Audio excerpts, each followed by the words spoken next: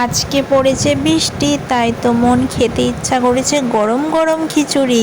কি বন্ধুরা, কেমন আছো বৃষ্টিতে? আশা করি সবাই ভালো আছো। আমি কিন্তু ভালো নই, এত বৃষ্টি তো আমার একদম পছন্দই হয় না। আর বিশেষ করে আমাদের এখানে তো একদমই ভাল লাগে না, কারণ প্রচণ্ড পরিমাণে কাদা, দেখেই বুঝতে পারছো।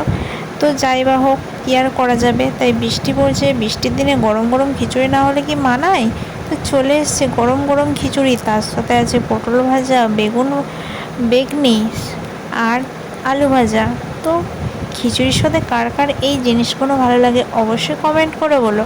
আর হ্যাঁ, কোন দিকে বৃষ্টি হচ্ছে অবশ্যই এটাও কমেন্ট করে বলো। আমাদের দিকে তো সারাদিন বৃষ্টি হয়েছে, তাই বাবাইকে দিয়ে দিয়েছি এখানে খিচুড়ি গরম গরম।